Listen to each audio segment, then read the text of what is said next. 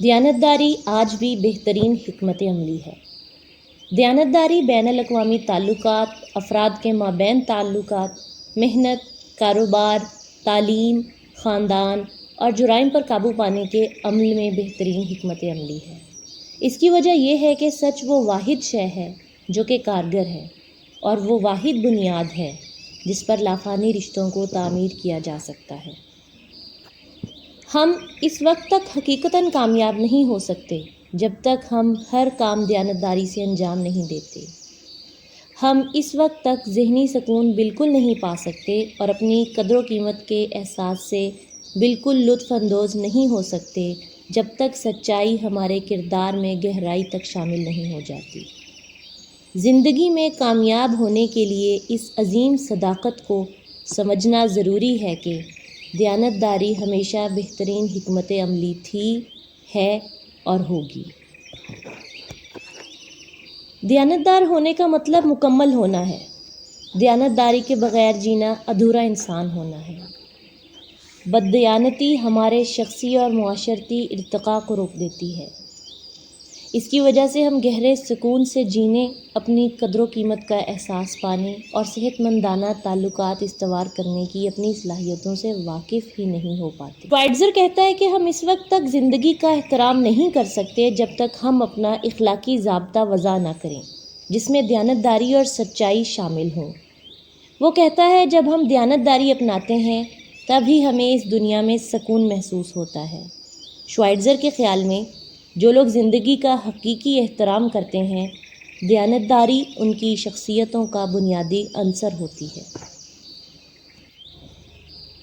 ایک کامیاب انسان اپنی زندگی میں ہر روز دیانتدار بننے کے لیے جد و جہد کرتا ہے۔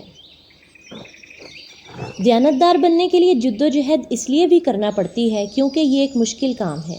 اس کے لیے زیادہ وقت درکار ہوتا ہے۔ اس کے لیے زیادہ سوچ اور زیادہ توانائی کی ضرورت ہوتی ہے، اتنی کہ جتنی ہم خرچ کرنے کے لیے تیار نہیں ہوتے۔ وہ لوگ جو دیانتدار ہوتے ہیں وہ زندگی کو ایک مختلف سطح پر گزارتے ہیں۔ ان کی زندگی زیادہ باثروت، زیادہ شاندار اور زیادہ ثمر آور ہوتی ہے۔ دیانتدار آدمی درج ذیل ثمرات سے بہرہ ہوتا ہے۔ سب سے پہلے تو اس کو سکون قلب میسر آتا ہے۔ دیانتداری اور سکون قلب ایک ہی سکے کے دو رخ ہوتے ہیں۔ اگر دیانتدار بننے کی کوئی اور وجہ نہ ہو تو صرف یہی وجہ کافی ہے کہ آپ کے پاس سکون قلب ہے۔ دیانتداری ہمارے کردار اور ساکھ کو بہتر بناتی ہے۔ عادتیں کردار اور ساکھ کے تشکیلی اجزاء بھی ہوتی ہیں۔ عادتیں کامیابی کی کنجی ہوتی ہیں، اور دیانتداری سے بڑھ کر کوئی عادت کردار اور ساکھ کو تعمیر و تشکیل نہیں کر سکتی۔ یہ انسانی اوصاف میں سے وہ وصف ہے جس کو سب سے زیادہ سراہا جاتا ہے۔ دیانتداری صبح کے ستارے کی طرح روشن اور چمکدار ہوتی ہے۔ اچھے لوگ اس کی روشنی میں جیتے ہیں۔ تعلقات، دیانتداری اور اعتبار مل کر ایسی آب و ہوا تخلیق کرتے ہیں جس میں اچھے تعلقات کے شجر نشو نما پاتے ہیں۔ دیانتداری ہمیں مکمل کرتی ہے۔ عظیم نفسیات داں کارل یونگ نے کہا تھا کہ ہماری سب سے بڑی خواہش مکمل ہونے کی خواہش ہے۔ دیانتداری ہمیں مکمل بناتی ہے، یہ ہمیں کامل بناتی ہے۔ دیانتداری کا ذہنی اور جسمانی صحت میں بھی بہت اہم کردار ہے۔ دیانتداری ہمارے اعصابی نظام کو مضبوط بناتی ہے۔ جب ہم دیانتدار ہوتے ہیں تو ہم خطا کے احساس سے خود کو آزاد کرا لیتے ہیں۔ ہم خود کو پریشانی سے نجات دلا لیتے ہیں۔ ہم اندرونی خلفشار سے خود کو بچا لیتے ہیں۔ ہم اپنی قدر کے احساس سے، خود اعتمادی سے لطف اندوز ہونے لگتے ہیں۔ مصدقہ ہونا، شیکسپیئر نے اپنے مصرعے میں لکھا تھا، اپنے آپ سے سچے بنو، اس کے بعد جس طرح رات کے بعد دن لازمی آتا ہے اسی طرح تم بھی ہر انسان کے ساتھ سچے بن جاؤ گے، جھوٹ نہیں بول سکو گے۔ دیانتداری ایک انتخاب ہوتا ہے۔ جب ہم یہ انتخاب کر لیتے ہیں تو ہمیں سمجھ آنے لگتا ہے کہ مصدقہ انسان ہونے کے کیا معنی ہے۔ ہم وہ بن جاتے ہیں جو کہ ہمیں بننا چاہیے۔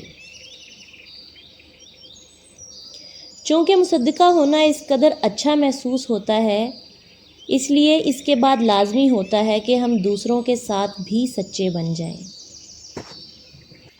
دیانتدار بننا ہمارے لیے ضروری ہے، اس لیے نہیں کہ دیانتدار نہ بننے سے ہمیں خارجی نقصان ہوگا، بلکہ اس لیے کہ دیانتدار بننے سے ہمیں داخلی طور پر بہت فائدے ہوتے ہیں۔ زندگی سے نبرد آزما ہونے کا صرف ایک طریقہ ہے، یعنی ایسا نظام اقدار اپنانا جو حالات سے متاثر نہ ہوتا ہو، جو کبھی تبدیل نہ ہو، جو ہمیں اس انتہائی غیر محفوظ دنیا میں سکون اور صحت اور یقین کی نعمتیں عطا کرے۔ اور یقیناً دیانتداری ہمیں یہ سب دیتی ہے۔